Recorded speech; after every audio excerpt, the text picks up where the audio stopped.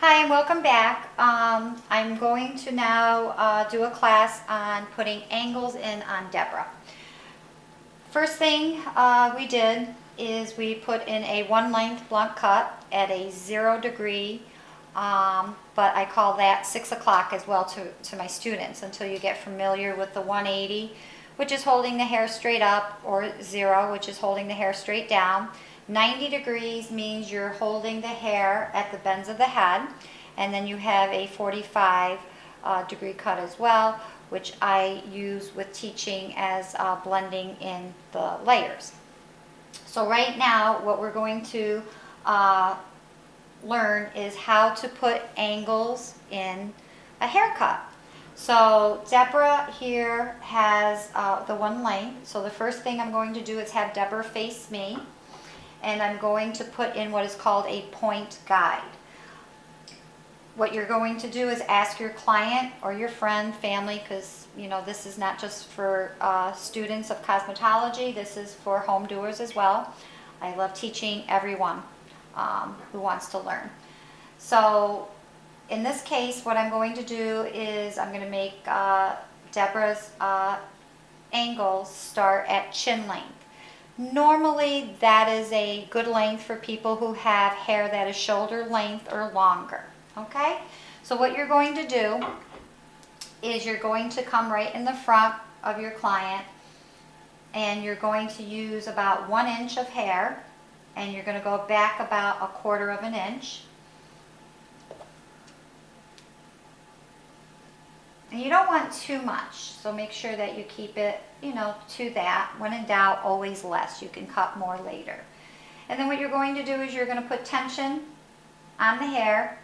Use the nose to divide it across, and once again you can cut simply like this, or if you turn your wrist you can cut like that, whichever you prefer. But for beginners, I always teach just hold the scissors as comfortable as possible for yourself. So putting tension on, what we're going to do is we're going to put in a point guide. Okay, now that we've done that, we're going to cut and divide. You're going to take that point guide that we just placed here on Deborah. Okay, so now that we have our point guide in, and that means the shortest of the angle is going to be at chin length. Remember too, even though we are trimming her and putting her angles in on dry hair, you can miss the ends again so that this hair is wet, but that the remainder of the hair stays dry, so that the porosity is balanced on the hair, because whenever the hair is wet you have more elasticity to the hair, which can actually make it be a shorter cut than what you actually want. So what I teach is for my students to put in the point guide, and then you go to the top of the head, just 1 finger width behind the ear. Make sure to palm your scissors. What that means is you're going to cut and palm. And then I'm going to take a grip clip. This is a grip clip. And I'm just going to clip out the back. The reason I do that and teach my students to do that is so that you don't get carried away and bring your angles too far back, because what that will create is a V back for your client, which is fine if that's what they're looking for. But if they're not, unfortunately, it can take away from their length. So be sure to clip it, and then if they want that look, you can give it to them. But always assume that they don't, because you cannot glue hair back. So what we have here is we have our point guide, and you're going to stand right on the side. So your goal is to go from this length to this length. So I teach my students that you can actually go in and you can just rough out, I call it rough cutting out your guide a little bit. So that way you get a little bit of a visual of what you're going to be cutting. So now that I've done that, I'm going to take about 1.5 inches of hair, combing it from the scalp all the way down, putting tension, holding my fingers straight, and then I'm going to turn my fingers straight up and down. I'm going to go in and I'm going to cut from the bottom of my rough cut that I placed up. and that is a start of the angle. Then I'm going to keep a little bit of what I just cut, and that's called a traveling guide. And I'm going to, once again, put tension, keeping my fingers straight across and then turning them upside down, starting at the bottom, working my way up. Once again, keeping a little bit of what I just cut, holding my fingers straight, turning my fingers straight up and down, starting at the bottom, cutting up to the point guide. That way, when I end off my angles, it is going to be the same length as the back, okay? So now what I'm going to do is I'm going to quickly run an iron over the hair so I can get more of a precise cut.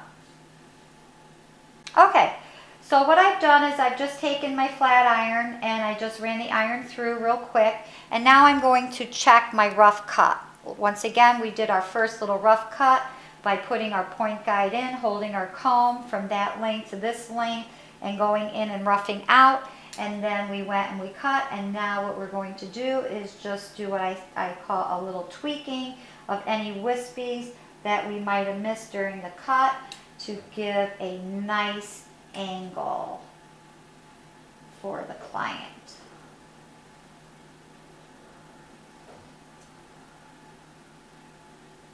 Now, it's very crucial that everyone understand that an angle goes from here to here. Do not go back like that, especially for long hair. Nobody wants it where they have what I call tearing. They want it where the angles lay nice and long for them. All right? So now what I'm going to do is I'm going to do the other side as a demonstration for you. Once again, we have our point guide here, and I'm going to comb to the back of the ear, just one finger width from the top part.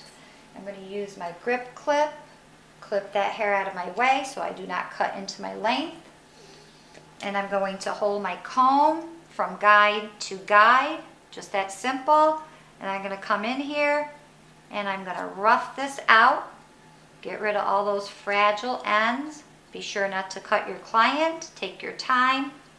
Make sure your client stays still.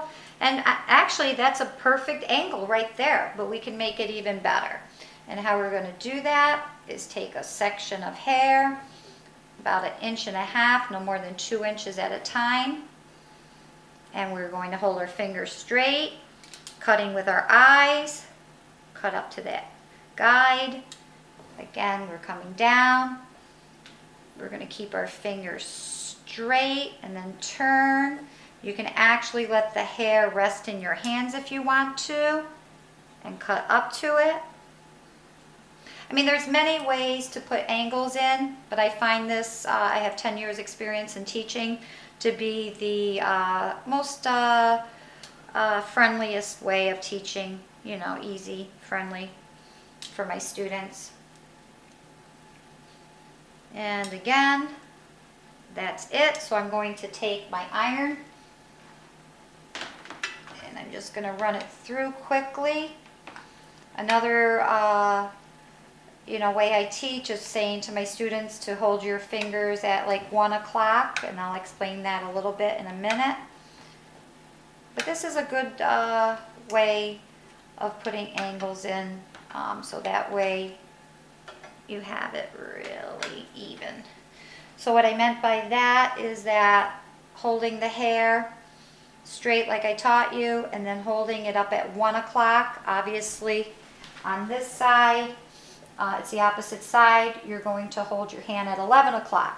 That way you're guaranteed to have your angles be within reason of each other. And so what you want to do is just comb them forward and look to see if there's any tweaking.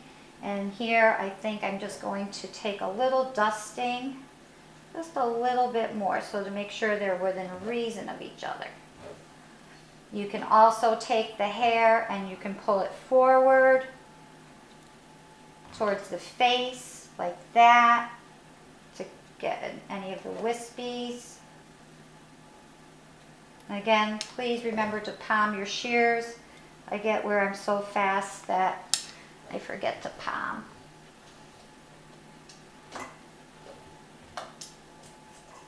And take your clips out, and again, whoops, we always want to make sure that everything is within reason. So there we have it, angles for your client. Thank you very much for watching my video on angles. I'm going to do a class now on layers. Very easy. It took me 10 years to perfect my way of putting angles in, and once again I repeat myself, my way is not the only way, but it does work and it will get you successful, accurate haircuts. Thank you for watching.